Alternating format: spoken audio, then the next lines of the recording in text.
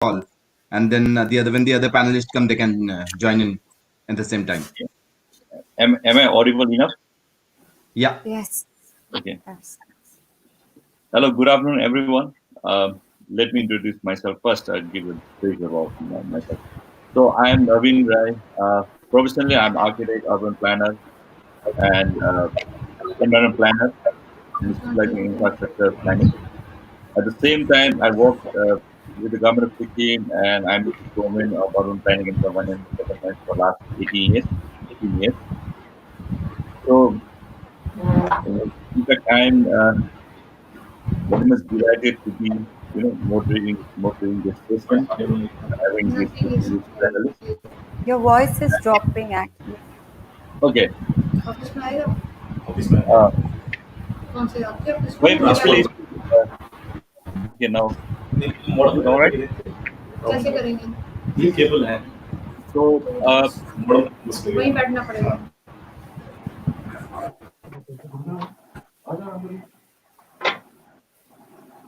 hello. So the small request to everyone. So I'll request everyone to mute their mic so that the disturbance is low and the person who is speaking can unmute themselves. The Okay. rest of them can put a mute to their mics. Anyway, Thank you. meanwhile, I'll what do you call, continue. So I'm very delighted to be moderating this session with having this distinguished panel of panelists coming from different backgrounds and heading some of the cities uh, as well as from the industry side. So today we are going to have a session with Mr. Anindo Roy, who is from the SAP, and Vivek Ogra from PwC, Smart Mobility. I mean, he seems to be looking after the smart mobility on the PwC. Madam Iti Pandey, who is a Chief Commercial Manager from the Central Railway, Government of India, and Madam Nikita Pao, Secretary, Department of Transport, Andaman and Nicobar Administrations, Dr. T. Arun, CEO, Puducherry Smart City Limited, Development Limited, Chetan Nandani, Deputy Commissioner, Rajkot NCO Smart City, TN Mr. Nodal Officer, Moradabad Municipal Corporation, and uh, Engineer Mobasir Dan, with the ARTO, Motor Vehicles Department, Government of Jammu and Kashmir. So today's topic is basically it looks like quite open, so connected and integrated ecosystem towards smart cities, whereby we should be focusing on the infrastructure, transportation, mobility, and role of ITMS in smart cities.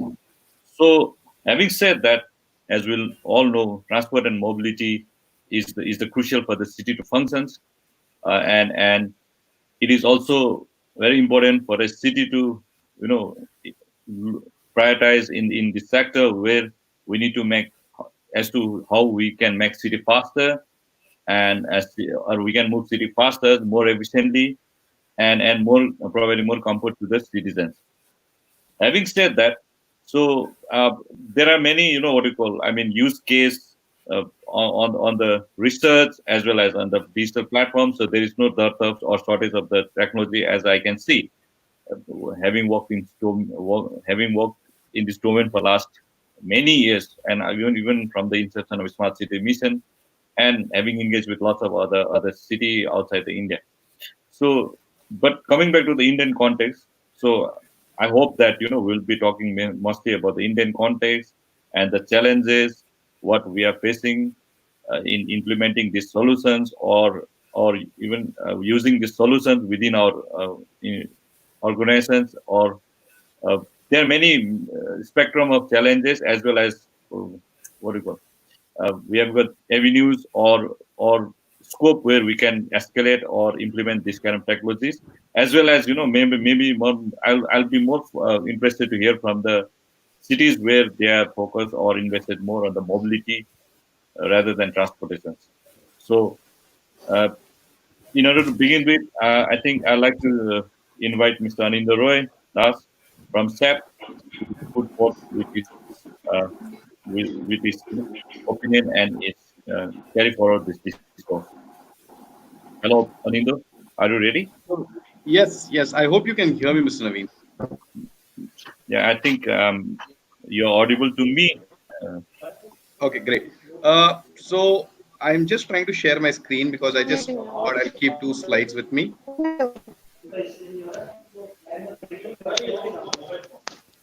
Okay. Uh, so I thought I'll just use a few slides and I'll just share what is happening. Quickly introduce myself again. I'm part of SAP and I'm part of the public sector IBU with a focus on mobility, future cities, smart cities, all these topics. It's a very exciting space to be in, and particularly urban mobility is something that I've been focusing on for the past now 2 years, and there's so much happening.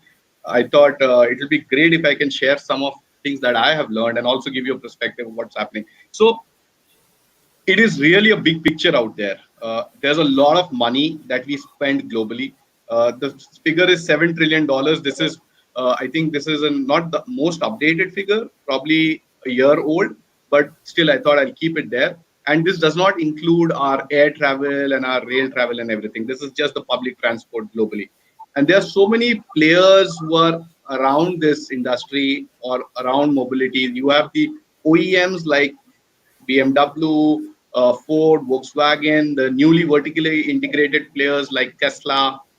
Then you have these transport aggregators, Uber, Lyft, Grab, and of course you have our the unsung heroes so far, the passenger and rail and public transport authorities. So really, the picture is big, and everyone is trying to what should I say, do something in order to make the mobility of a citizen within his city seamless, very comfortable, very nice, because those are the basic, or what should I say, mobility is one of the basic thing that a citizen requires. He requires a very comfortable way to reach from point A to point B and also have a return journey.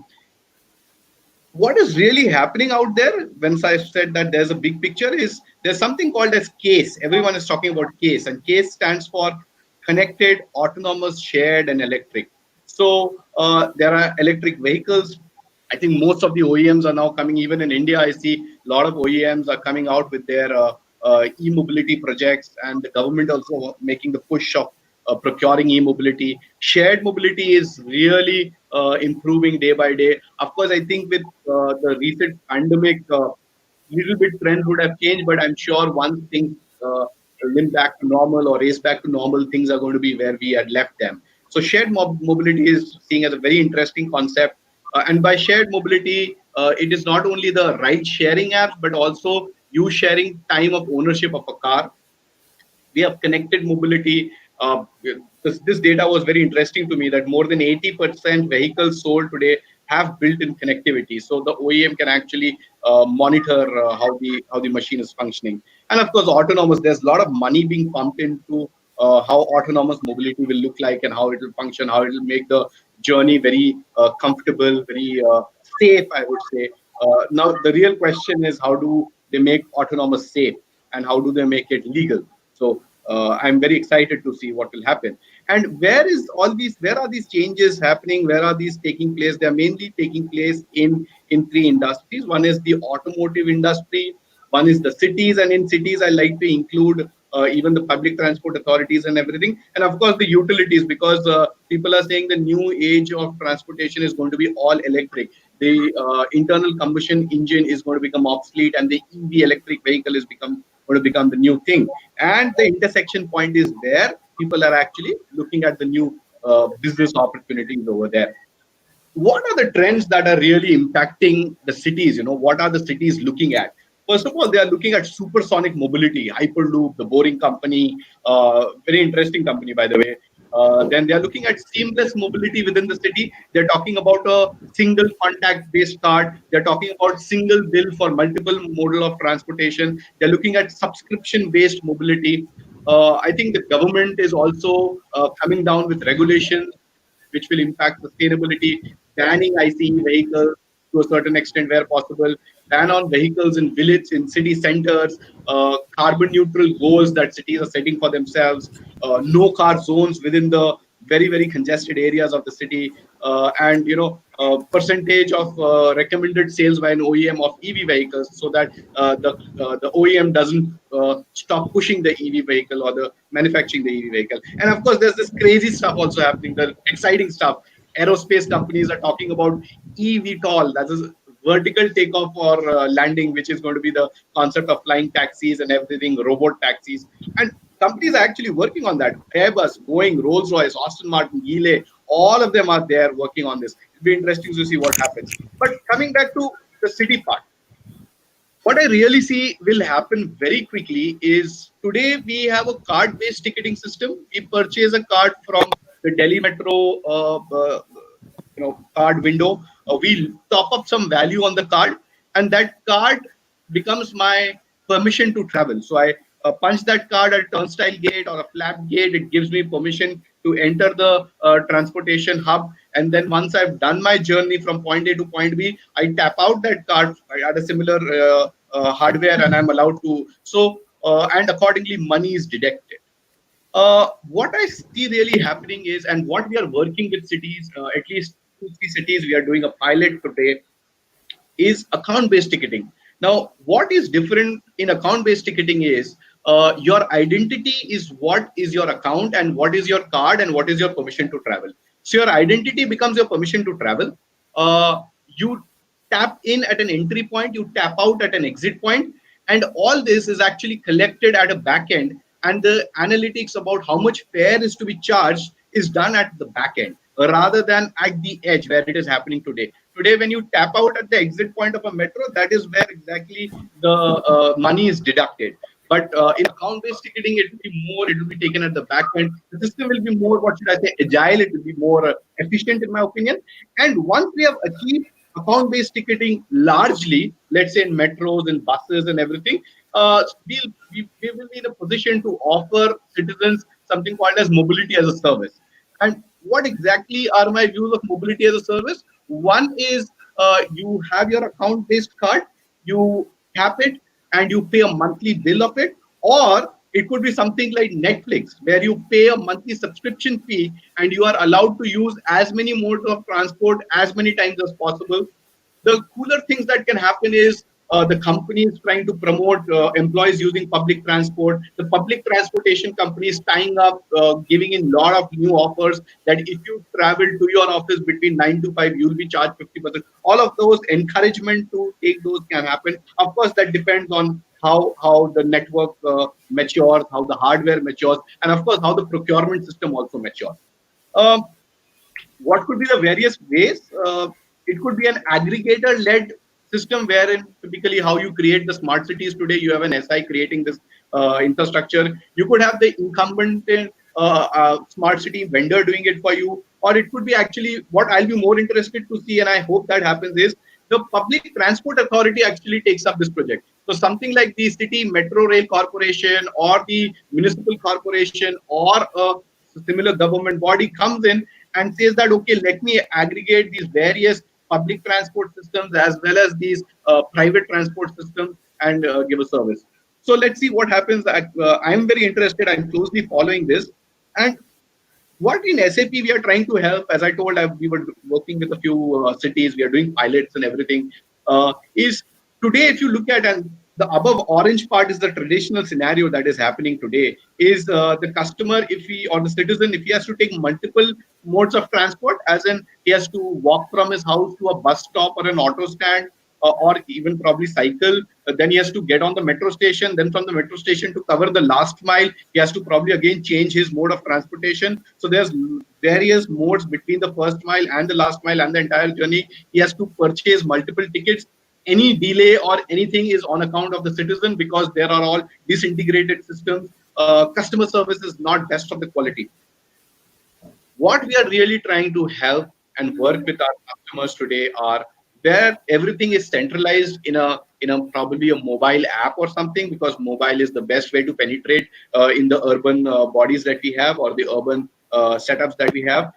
Also, give the same consistent quality of service that probably the citizen is very used to when he's buying stuff from Amazon or he's booking a cab from Uber or something like that. And all the systems at the back end also are integrated in a manner so that the citizen gets some things like world class service. And once the citizen gets world class service, he's really encouraged to use public transport. He's really encouraged to use this particular offering from the city.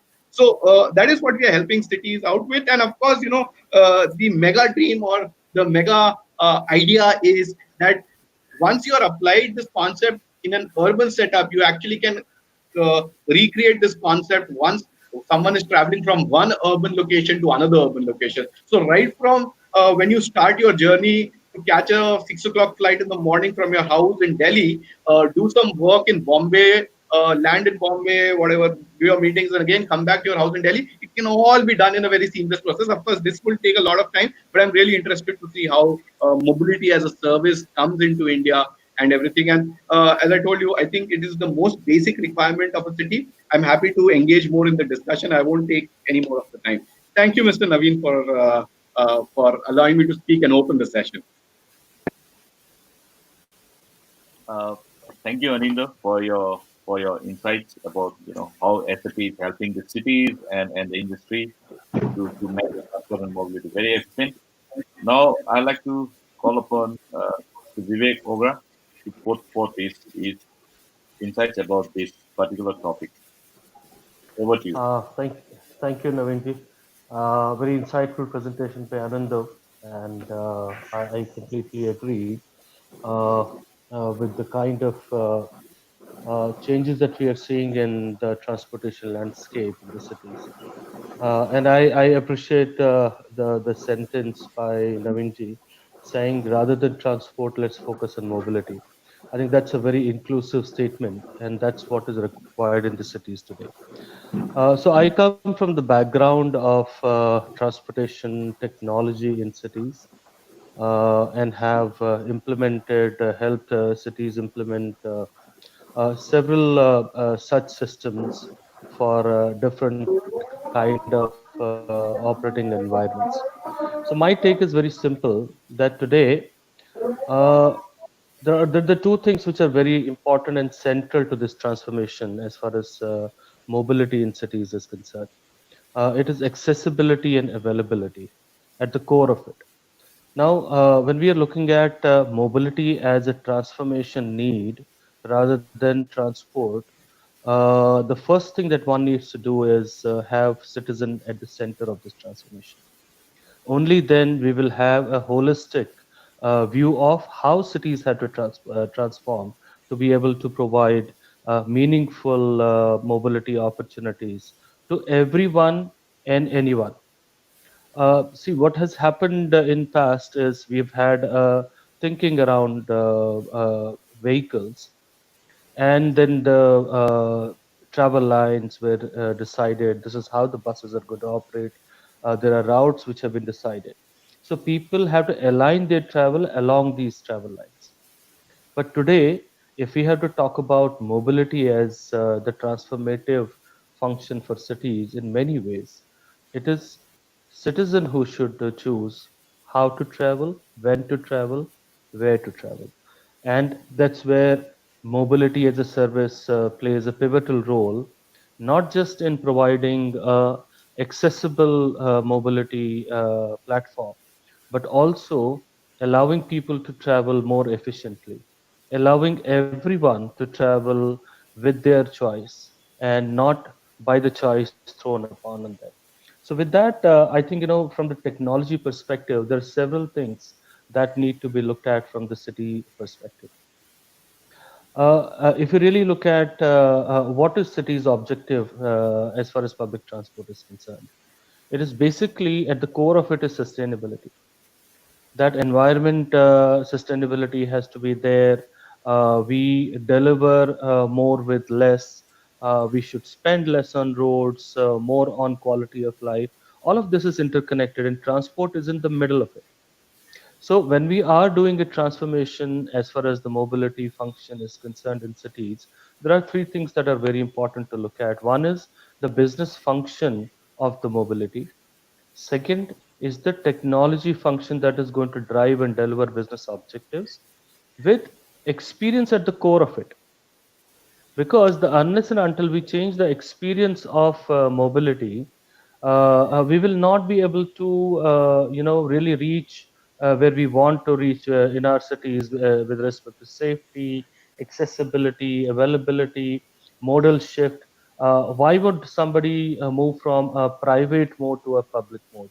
Only when it is accessible, it's available, it is safe to operate, and it is affordable. Very important in Indian context. We have a diversified socioeconomic profile, and hence transportation opportunities have to be built for everyone. So we are today helping several cities in India to really transform holistically. When it comes to holistic transformation, it's not just about the transport operators. It's also equally important how well have we aligned pedestrian infrastructure, how well are we aligning space for them, because walking is part of the mobility infrastructure. How is a walk mile connected to the motorized and non-motorized transport within the city? Do we have a viable first mile, last mile opportunity getting created in the cities? And all of this will make sense when a technology drives the accessibility part of it. That's where Anando said that the mobility mobile platforms are predominantly bringing a very different kind of opportunity. Now, I would like to say, while we're saying mobile platforms bring an opportunity, it's also important to look at, should we always say integrate, integrate, integrate, or should we create a common specification pool wherein people collaborate, and hence an integration is an outcome. What I really mean to say is there has to be a common specification basis of which different operators, different services can interact with each other.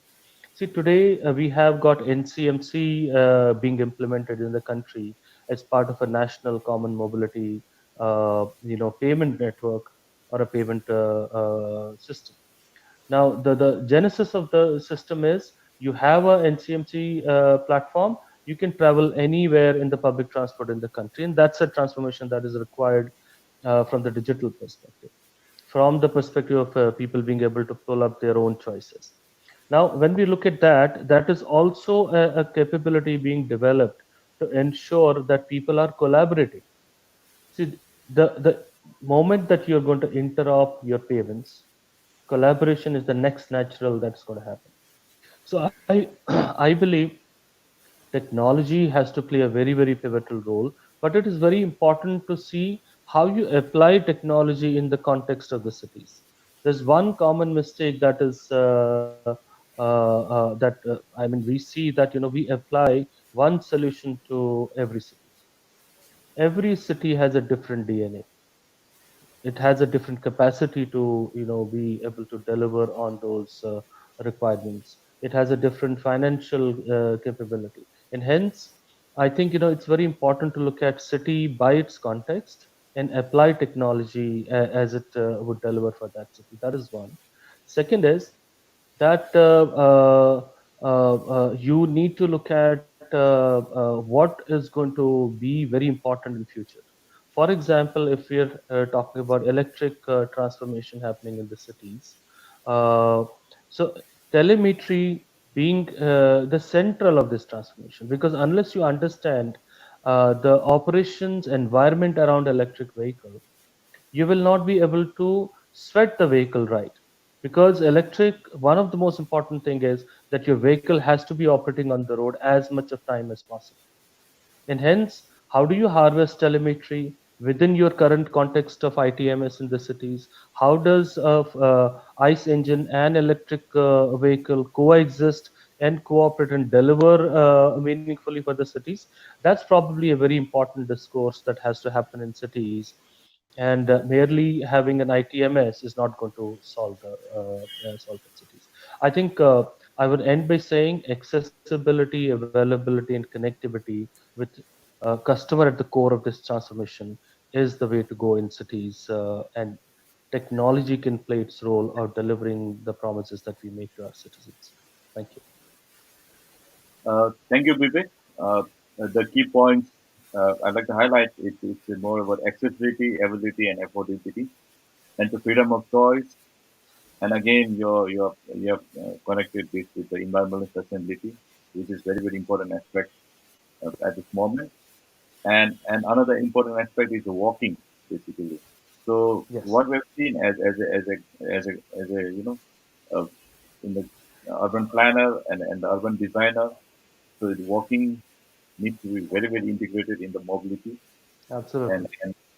and and the infrastructure needs to be created within the even I'm trying within my city under the smart city mission to create a walking infrastructure which is safe and integrated and well connected. And at the same time, your take on applied technology in the local context is also so well point well taken. Hope we'll have a meaningful discourse in future. Now I'd like to Thank you. call upon Madam Iti Pandey to put forth her insights about this post. Thank you, Mr. Naveen. I would like to start my conversation by quoting Vivek ji, who said that, the citizen is the center of all kinds of developments which are taking place. And also the fact that the socio-economic condition of that person who is coming to us as a major transporter, that is the first outlook that we should keep in mind. Having said that, we are talking about smart cities, but in the beginning, I just like to give you a feel of what railways is going through in the present circumstances in the COVID-19 times.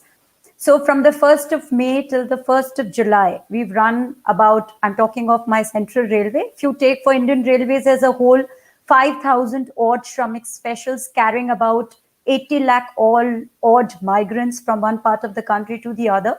If you come to Maharashtra, the number of trains comes to around 840, out of which 72%, around 600 has been done by the Central Railway, where I am right now the Chief Commercial Manager for Passenger Services. And the experience has been mind boggling, and it has come to a kind of a conclusion where the modes of ticketing that we have employed, the kind of stations that we have, are no longer the solutions for the future. Now, what Shramik threw to the railways was a period of uncertainty, because from the 24th of March, there was a complete lockdown, and suddenly on the 1st of May, we were asked, giving less than 12 hours of preparation, to start running Shramik specials. And on a particular date, which is the 26th or the 27th of May, on that day, we have run 80 Shramik specials only from Bombay VT station, which has put us under a tremendous kind of pressure. Now, how the Shramiks have operated, the state government used to come up with a list of people having a clearance, a medical clearance. They used to have an Aadhaar card. Those were got into sanitized buses. And once they reached our station, they were meant to go through thermal screening. And then tickets were given to each one of them, and they were meant to board the train. The second part was taken care by the railways. The first part was done by the state authorities. But unfortunately, because of the uncertainty of the times, there was a lack of planning. So lack of planning resulted in haphazard timings for the trains, resulting in bunching of the trains at various locations, various stations, since most of the migrants were traveling from the major metropolitan cities to the states of UP and Bihar. So out of the 840 Shramiks that we have run, 50% has gone to UP, 25% to Bihar, and about 6% to West Bengal. Getting clearances from the destination stations was a problem. And then on to top of it, we had the Ministry of Home Affairs, which kept on changing its rules for implementation. So first, the trains were traveling from one end to another with no boarding in between. And then suddenly the 500-kilometer rule came. And then after that, you could carry the train was going to two destinations. So making the list of the passengers, providing them with the services, came as a challenge to the railways. Lack of list availability, no opportunity of communication with the destination station, no clearances given by the state government, no one nodal officer to whom we could talk and sort out issues. Everybody was groping in the dark. Come on to the railway side. The challenge of providing a rake, all coach availability had to be managed. You can imagine that if 80 trains are leaving one station, what about the other stations on Western Railway also, where trains were departing at the same speed? These challenges which were thrown up to us made us realize that the traditional system of ticketing that we have been following cannot continue. Of course, it's a paradox that we are talking about smart cities and governance, where we had to evacuate a whole slum, which is Dharavi, in a matter of one day, which was the 26th and the 27th of May. And how this evacuation was planned without informing the railway authorities also was a challenge. No matter what the limitations which were present there, and suddenly a change in policy that earlier the migrants were paying for the tickets and then the governments came to play a role. Now here, what Anando has mentioned and Vivekji too, they have come up with a common mobility card concept. A common mobility card concept is a thought process which has been with the railways for the last 3 years. Mumbai Metropolitan Development Authority has come up with the concept of integrated ticketing, which is yet to be implemented. In fact, tenders had been given out and Pricewaterhouse was involved in that process. But somehow the tenders couldn't be finalized because railways could not come up with a definite plan. Now, if you look at Mumbai Railways, we are not only talking about mainline trains traveling from one state to another, we are also looking at the suburban system. Now, suburban system in Mumbai is the largest suburban system of the world, carrying about 80 lakh passengers a day. If you talk about technology, we have already made a UTS app mobile available for the use of suburban passengers, which has been there for the last 4 to 5 years. But unfortunately, the number of users in these 5 years has reached a maximum of about, say, a lakh per day. So not even a 0.5% of the population is actually using this app. The app is very passenger friendly. It has got a railway wallet, but you can do internet banking on it too. Now, what is it that prevents people from using the UTS app mobile? Now, like Vivekji had said, that, the socio-economic standards of the people affect the kind of transport that they are going to use and what is the concept of mobility for them. So if you look at the suburban system, 80% of my passengers are those who are traveling to their offices on a daily basis. So they are season ticket holders. Now, season ticket holders, you have monthly, quarterly, 6 monthly and yearly passes which are available. Now, if these can be converted permanently, and this needs to be like a policy decision. So technology with a government decision of shifting all passengers to a kind of a mobility card, which then gets recharged once a year, maybe twice a year. But then that kind of money availability has to be given by the employee to the employers who are traveling on a regular basis. If this kind of money is made available to the passenger, then 80% of my passengers will automatically shift to a mobile app, which will make it very convenient for them not to come to the booking offices. Why does this become very important? Because we have now a post-COVID-19, we cannot have that footfall which we were expecting and were able to manage earlier. Like, for example, at a station like Churchgate, we have about 14 to 15 lakh passengers during the course of a day at peak time. VT, you have about 24 lakh passengers a day during the course of a peak time. Now, is that the kind of crowd that we really want to manage? And the answer, of course, is a big no. Now, what we need is flap kind of barricades, people tapping in, people tapping out. The mobility card, which Vivekji has talked about, and even Anando has mentioned, that card can be a top-up card also, because there has to be a stream of accounts management for the people who are using it. We all know that the socio-economic conditions of our passengers make them liable to cheat the system. And let's just face it, no matter how technologically advanced we become, there is always a loophole and a scope to do this kind of stuff. Like, we were not aware, but season tickets were being replicated and duplicated in the present system also, where it is being issued by a computerized system. So one, we need a common mobility app, for which is already in existence, but we need to popularize it through means of communication. The second part is the integrated mobile card, which is going to come, which is going to be an MCMC card issued by the government of India, and which can be extended as a means of transport for seamless travel between suburban, the best services, which are the bus services, which is being provided by the MMRDA. And then we have, of course, the metro system, which is also coming up in the city. And then we have waterways also. So we have the Sagar Setu also coming up. So if you come to Mumbai now, the Marine Drive is all drilled up, ready to take these small ships which will enter the Marine Drive area, bringing people from the suburban area to South Mumbai, where most of the big offices have been located.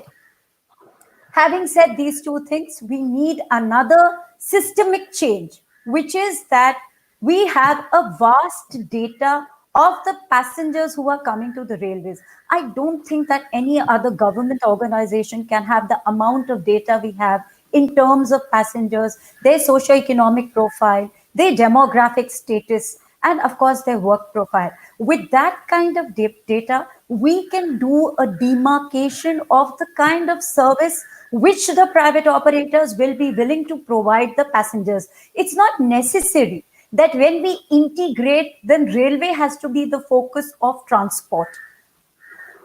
In fact, contrary to this, we need to have a system where we devolute the number of passengers which are traditionally coming to the railways. So that requires a kind of a behavioral change. And now it has started, because we are running a very limited amount of service, and the state governments have started using a QR code system for the identification of the passengers. This brings me to the main part of change that we are introducing now on Central Railway, where all tickets are going to carry a QR code. The QR code will help us in checking a ticket from a distance. So we are going to maintain a social distance. The passenger can board the train. His details are with us. We can always find out from which part of the city to which part of the city the passenger is moving. Along with this, we are also going to be using the OCR technology. In the OCR technology, we are going to be using an optical app, which is going to read the details of the mainline tickets. Again, there will be no passenger-to-passenger interaction. We are making our stations post-COVID-19 more friendly while maintaining social distance by providing with kiosks. And this has happened at a number of stations, and this is going to multiply, where you can get your mask, your sanitizers, as well as your bedding, which you don't have to use and take from the railways at all, and which will dispense away with reuse of these beddings, which was again a very big health hazard and was normally going on for a very long time on the Indian railway system. Now, these kiosks are going to be automatically manned. We are also going to provide with thermal screening, which are going to be, again, an automatic system. So the need of the hour is that from a very manual intensive system of working, we are going to now shift towards a more technologically advanced ticketing system, journey experience, checking system also. Now let us come to the food part of it. For the Shramiks, we have dispensed about 23 lakh meals on Central Railway alone, but it has not got us a very good feedback. Reason being, first the state governments were responsible for the first 12 hours of the journey, and later on it came to be in the railways' hand. So we started distributing water and PAD items, but it has now made us realize that in the long run, we cannot have those open food items which were readily available at railway stations. And so a policy needs to be put in place where only PAD items will be sold, where passengers have to make good that you are going to start a journey of say 24 hours. So your availability is going to be of water and packaged food, which will be available through a kiosk in all trains. These are the future developments that we are looking forward. I think that should be all that I want to speak about. Thank you so much for listening to what we are doing in the present system. And although railway does need a lot of change, and we are going in for solar panels and bringing in all that electric changes that we have to make. And by 2030, we are saying that our carbon emissions are going to be zero. We are going to use solar energy and we are going to use wind energy, but that requires a lot of investments. So I don't know where the money is going to come from, but we have made a start. Thank you, madam. Your key takeaway points, which I have just assimilated. It's like you have brought in the socio-economic aspect of the users and systemic change where incoming data and railway has to be the focus of transport, and your post-COVID plans, which railway has planned for providing a very seamless travel infrastructure or accessibility to the user in the Indian context where we cannot even imagine the kind of people you have moved during this COVID period. I mean, it still is on. But that 5,000 kilometers express is really appreciated and recognized the effort meant by the railway. And now I like to call upon Madam Nikita Power to share insights about this topic or the Health Department, which like Transport Department or the Nicobar Island. Over to you, Thank you. Madam. Thank you so much. I would like to speak on two components, two kind of initiatives that we have introduced here in Andaman and Nicobar. One is to make the daily transit and daily commute more comfortable and more approachable. The second component is the green mobility. This will help us speak about how we have tried to make the daily commute more comfortable for our passengers. The first thing that we have done is we have introduced mini AC shuttle buses, which act not only as a more comfortable mode of transportation, but they also act as last mile connectivity for our passengers because in the congested and small roads where our medium and big AC buses cannot go, these act as a lifeline for those people as end-to-end mile connectivity. These buses have been very popular with our commuters, and there is demand for more and more. Presently, we have 22 such buses running in Port Blair and Swaraj Street, and our commuters are constantly demanding for more. So we'll be introducing more such buses in future. These buses are equipped with GPS-based vehicle location tracking systems, panic button, passenger information systems. So these are high on the technology component. Apart from this, we are when we talk about GPS-based vehicle location tracking system, we have also made it mandatory for all our buses here, all the public transportation buses, both private and public. And we are taking initiative from the STS first to make 100% of our buses GPS equipped, and in the second phase, we are going for the private buses. Apart from this, one big thing that we have done, we have initiated is that we are introducing 40 AC electric buses. 20 of them we have an agreement with NTPC directly from our department, and 20 of them we are procuring under the Smart City project that has been started for Port Blair city. And again, these buses will also have the same features such as panic buttons, passenger information system, and GPS-based monitoring. Apart from this, we are also working on developing user-friendly bus stops, come kiosks, where we are providing drinking water facilities. We are providing small eateries, mobile charging points. So basically, we are trying to make the waiting time that passengers have to spend at the bus stops easier for them, more comfortable for them. So we have plans to construct these smart bus queue shelters. 24 are going to be constructed hopefully by the end of this year, and 55 plus more such bus stops are coming up after that. Apart from that, we are also working on an integrated ticketing system where the commuters have the facility for purchasing common tickets for end-to-end connectivity, where they can, let's say, avail a bus service, then go on to a boat or ship, and then get to their destination, end destination, on a single integrated ticket. Bus port facilities are also to be introduced under the Smart City project, which will also help us in a big way, because presently there is no bus port facility available here in Kudla. Then I would like to speak at length about the green mobility initiatives that we have started here over the last year and a half. First is we have framed our electric vehicle policy, wherein we have provided a lot of initial support and a lot of exemptions for people who want to switch from diesel and petrol-based vehicles onto these electric vehicles. And our draft EV policy is at the stakeholder consultation stage, and hopefully very soon we will notify the policy.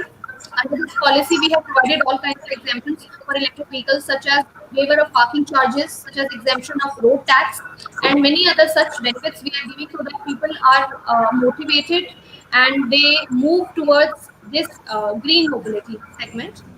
Apart from this, the first thing that we have done is we have started introducing electric cars. You won't believe most of our senior officers, secretary level, commissioner level are using these electric cars. And this is a way of not only leading from the front, but also of making people comfortable with the idea of electric cars. Because generally, general public has all kinds of apprehensions. So presently, 72 e-cars have been introduced in various departments and in the secretariat for officers as well as other department employees. So these cars we are successfully operating, and we have proper charging infrastructure for these cars. We are also working at, in future, augmenting our charging infra, and we are in touch with the Power Ministry for that. Like I already spoke, we are in the process of having 40 AC electric buses introduced here. And once we have these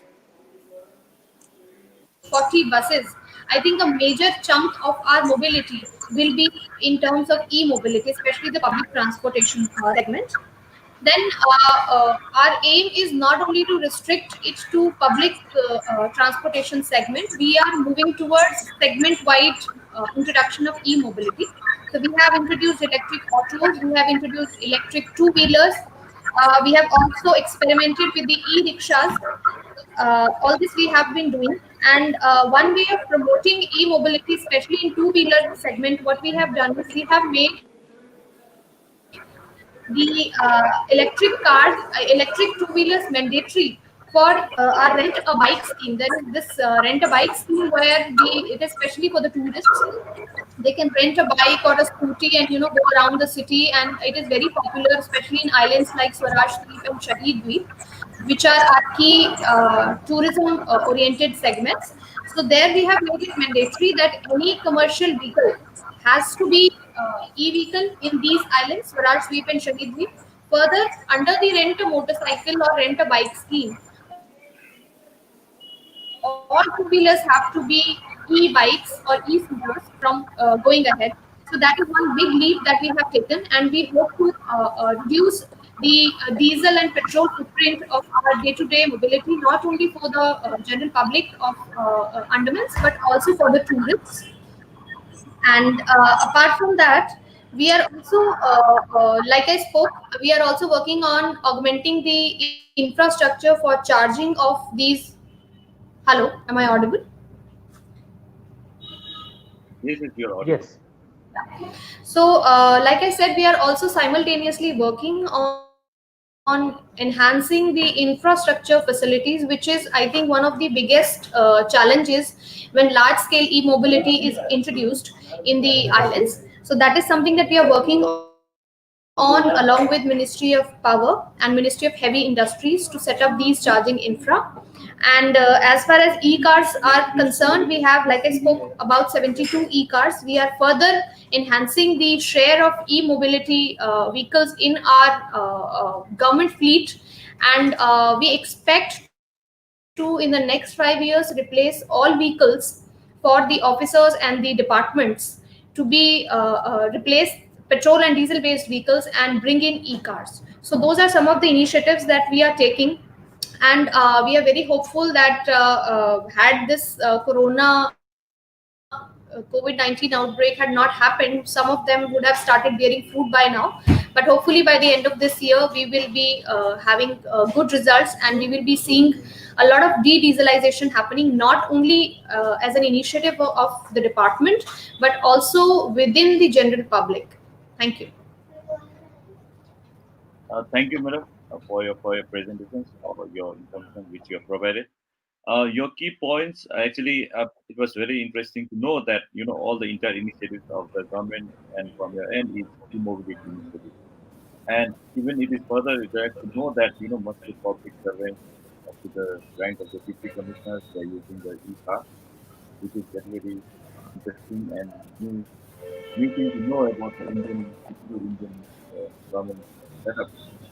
And another important aspect was the last mile connectivity is also, of course, we all in the Indian discourse, all this platform, transport planning platform, we talk about the last mile connectivity. We always take the examples of the, you know, Shiva and other big BRT uh, projects.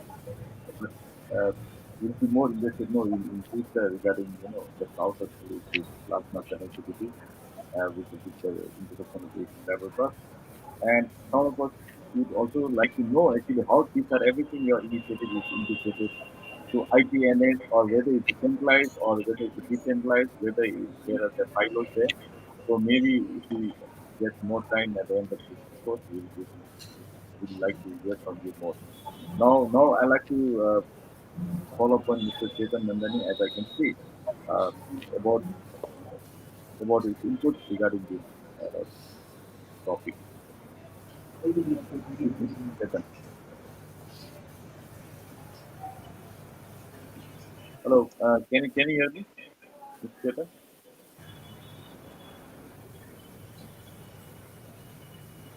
Hello, Mr. Chetan.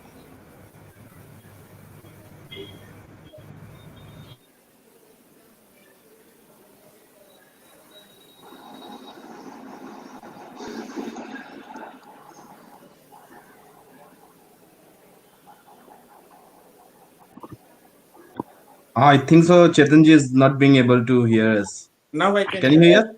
Ah, okay. Yeah, now. Sorry, I'm extremely sorry. Good afternoon, seniors. Good afternoon, dear colleagues. Rajkot is a smart city since last 2 years. During smart city consultation process, when we were preparing the smart city plan, two things emerged in the city. One was scarcity of water, and another thing was heavy congestion in traffic. So we plan to address the water issue through Amrut scheme and traffic through smart city. So under Pan City, we have included ITMS. This is, we assume, is one of the very important outcome-based project.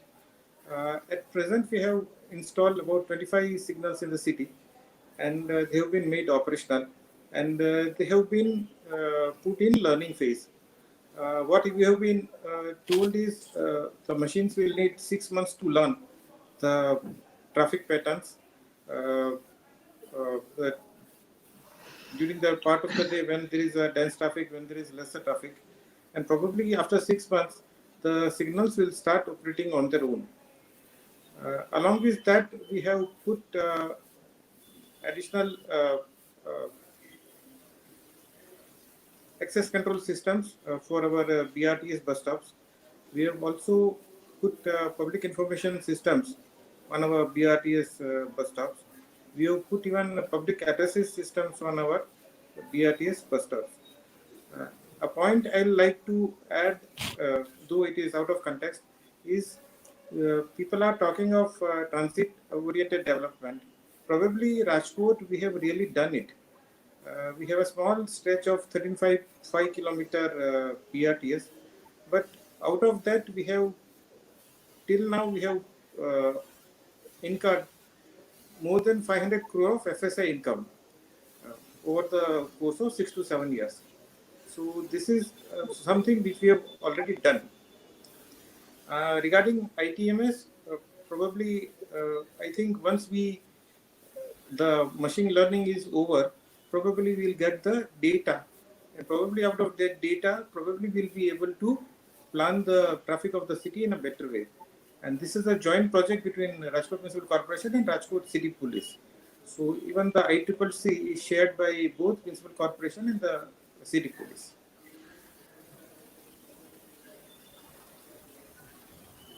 I'm done, sir.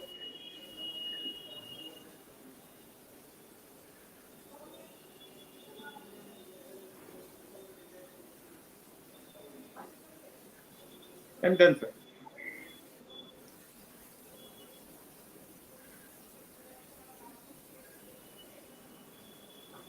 I'm done, sir. No. Thank you, Mr. Chetan. It's great to know that you already have this ITMS system is in the place, and you're in the process of actually uh, aggregating data and come up with a more robust solution after once you have the data and process it. So we'd like to know more about your BRTR and the ridership, whether it's increasing over the period of time, and what kind of the kind of people they're accessing the BRTS system, and or its penetration within the city, or how much is what kind of population is catering to. Maybe at the end of the session, if we get more time, we'll see into that. Yes, So sir. now I'd like to pass on to Mr. Um, Mubashir then from JNK, and please Mubashir, to you. Thank you, sir. A very good afternoon to all senior officers and management of GSCC who have given me a chance to speak on the issue. Srinagar has a different topography and we have hilly terrains. So my point is very clear regarding transport is we have to do travel demand estimation first. I don't think Srinagar has done a clear-cut travel demand estimation till date. So we did a little bit of survey last year, wherein we found that 80% of the commuters still use public transport. We have almost in Srinagar city, we have almost 1,60,000 seats available per day for city operations, having a different service mix. But actual demand is more than that. So it leads to overloading, and most of the times it leads to accidents. That's my number one point to strengthen public transport. We have a very good organization, JKSRTC, STU, who have worked since decades. I think they are the backbone of development in our state. So for now, as of now, they are running 20 electric buses. And I request by way of this medium that SRTC should be given a chance to strengthen public transport by strengthening their depots in all nook and corner of the state, as it was like 30 years before. Number one. Number two, the man behind the wheel. I usually focus on the man behind the wheel driver. We have not done too much to appreciate the work of a driver that he has done for our country or as a state or as a youth. So, as a smart city project, I would request that something for the driver, the man behind the wheel, should be done, and regular trainings and encouragements should be there. Number two. Number three, walkability index. I don't think we have conducted walkability index of cities. So as a smart city Srinagar project, we have improved almost 20-25 kilometers of pedestrian walkways. Uh, we are blessed with waterways. It would be nice. We are working on that project, waterways inland transport, which had been lastly one of the components of the transport. Now we are witnessing urbanization, and due to urbanization, we are witnessing huge influx of people coming to the urban areas for want of jobs. So that creates a chaos. There is no clarity in that as to how we tackle that. There is effective land policy should be there. Uh, well, I'd like to add here that every intervention which we do in this project should be research based. That's my request. It should be research based. Suppose we are making flyover. We have to think, is there a research policy? Is there a clear cut research that we are making flyovers, or we intend to make more flyovers for a place which has a topography like Srinagar. This is my request. Number two, I would like that uh, cycling as an option of NMT, non-motorized transport, should be encouraged. During these pandemic days, I have witnessed there is a huge growth in number of cyclists who cycle in the morning and evening. So even I wrote a little bit of an article on it, that is coronavirus an opportunity for us to, or for the urban planners to revisit their decisions. uh, that's I want to put like this. We are doing good as a smart city project. I hope that Srinagar would come as a beautiful smart city with its culture and heritage put in place, which should not be demolished on the cost of smart city project. We are doing good, sir. Just these two, three things, that we intend to improve public transportation. Number of buses should increase. I believe that one of the research papers I have read is that almost 30% of the given population we should have seats available. We don't have metro as of now. That is one of the projects that would come up, and inshallah, it would be a boon for the Srinagar. Thank you, sir. Thank you, Mubasi. You're the first thing as emerged from your from this discourse was basically you have highlighted the importance of the or significance of the research based uh, Yes, uh, sir. decision making while finalizing the project or road infrastructure. Where it's Right, very sir. important for us to understand that your city must have a mobility plan which Right, sir. takes much out of the of the rigorous the survey method, like you do origin destination survey, travel demand survey, model split, and intersection what we call intersection analysis. Those kind of aspects needs to be there. Then only we'll be able to create a infrastructure which is suitable for the city. So coming back to the point, so if we have some more time, then maybe we can just have a relook upon the this discourse and I like to put forth some of the. Actually, I'm a little bit inquisitive of some of the aspects which is put forth by the with the panelists. Like especially, I mean, Um, I think so. We have got 10 more minutes left, Navin Rai ji. So, so uh, if anyone has would like to cross question or like to get some insights from the panelists, they can do so. Otherwise, I can take it over, or Fahim can put forth your. no, I don't think so. We have got any questions at present. So, it's like I think so. You can conclude, then I'll speak at last. Okay. So anyway, from this discourse, I'm actually very. Uh, it was very insightful for me actually after sitting in lockdown in my place for a very long period, and uh, especially in this context of transportation or mobility. So there is always I'm a little bit apprehensive about the fact that when India Bobas talked about the metro.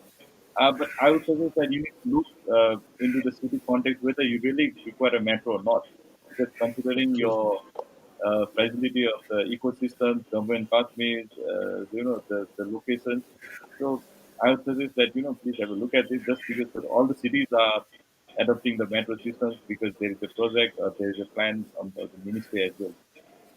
On the high side, but this metro, if it is required, then it is one of the most efficient system travel, infrastructure, transport infrastructure I've seen all across the world, like TFL or underground in London and the Houston, almost all of the Europe. They have a very efficient transport system, which is what we call like even Lisbon, like simple tram system is very effective. Whereas unluckily we have ignored the transport tram system of the Kolkata, which is actually very efficient, though it's slow. At the same time, now I like to get some kind of what you call information, if possible, from Madam Nikita Power.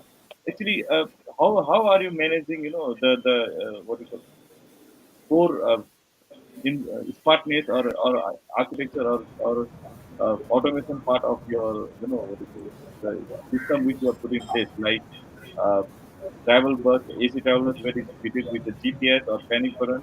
So whether is a centralized center where everything is monitored or it is in silos. So, presently, one of the major challenges that we face here in Andamans is the issue of internet connectivity. So, presently, we do not have a centralized system or 24/7 monitoring of the tracking devices. But because right now we are at a point where the internet services have started improving, and in fact, in last couple of months, they have improved a lot as compared to previously. So now, eventually, as and when we have improved in monitoring system, and it will be under the smart city project, because in the smart city project we are having a common monitoring system for all kinds of vehicles. So from the transport department side, we are not having a separate system as of now, but in the smart city project that will be there. So presently, why we are introducing GPS and all those things right now is so that once the internet services are sufficient and the architecture for the smart city comes in place, then we should be ready with all the other technological and technical aspects. So that is what our approach is, sir. So right now we are not having a centralized monitoring system, but we are moving in that direction. Okay, thank you. And the last question, actually, is there any policy formulated by the administration regarding incentivizing the vehicle charging stations, or any subsidy in the power which will be consumed by the when you e-car? So presently, the power charging stations are being set up in support with the Ministry of Power and EESL. So they are doing it right now. So we have not really privatized that segment because we do not have that much demand. But once the number of vehicles increase and general public starts moving towards e-cars and e-two-wheelers, then we will be moving in this direction, sir, and we will definitely be including relevant provisions in our electric vehicle policy. So there we have kept provisions for providing power at a low price, as well as providing other exemptions such as easy availability of land and other issues that are there. So that we have included in our policy, but we are not at a stage where we are really looking at entrepreneurs coming ahead at setting up charging stations yet. Thanks a lot. No, I think fine. This is all I have. I mean, today I like to thank all the panelists. NTPC. Uh, okay, carry on, ma'am. Please So continue. presently, like I said, that NTPC is presently doing at 9 places, and Okay. Ministry of Power and DSL are there, and DHI is also there. So they are doing it. It is government driven right now. So entrepreneur driven, it will be perhaps at a later stage. Thank you, madam. Thank you, madam. Good to know that. Maybe we'll be able to see more coming out from your administration, and maybe someday when thing is over, we'll be able to visit your place. And actually, I'm more interested, and I'm more into e-mobility. This is my personal choice. However, it may be different from others. And I think fine, if you allow, then we may conclude this session. Sure. I'd like So I would like to add few words before we end. So to. actually, it was a very diversified panel. If you see, we have got two representatives from Smart City, Naveen ji and Chetan ji. Then we have got two representatives from the Transport Department, Nitika ji and Mubashir Jan ji. Then we have the consultant in the form of Vivek Okra ji. We have got an industry representative, Arindam. Then from Railway, Iti Pandey ji. So it's like the kind of talk, the kind of knowledge which was shared during this panel was quite immense and learning for everyone. And it's like I'd like to commend Nitika Pawarji also, because last year in November we did an event, Smart Cities Conclave in Port Blair, and ma'am was one of the speaker there, with the kind of challenges Andaman faces as an administration, and the way they function is like quite commendable, because there is a huge because it's an island this thing city. So but the problem is like the it's like the challenges which they face, and the way they overcome those challenges, and the way they are like working into it. It's like I was present in the in it's like I was present in Port Blair for almost a month with my team to organize this conclave. So it was quite impactful and quite learning for everyone. And the way Itiji talked about the railways, the roles, and the migrants issues. So that's also something we should applause the way the railways had handled this situation. And same way how Rajkot has worked towards it. Then Anindo gave a good presentation about mobility, where he brought in the global perspective, and it was quite interesting. And also, I would like to thank my team. Basically, we are just four of us. Raman Mishra, he was he brought all these speakers. So we had almost around 40 plus speakers from across the sector. So Raman Kumar Mishra is my government alliance person. Then we have got Farhan Khan. So he was the man behind all this technology, behind the technical. So there's no technology glitch, and everything should run smooth. Then another colleague Rashid, and myself. So basically, we four of us had pulled up this 2 days conclave. And I would really like to thank you everyone to spare your time and to be a part of this interesting platform. And you have you have created a value for us, and we are honored to have you all here. Thank you. Thank you. Thank you so much. Thank you. Thank you. Thank you. Bye bye. Thank you, everyone. Thank you.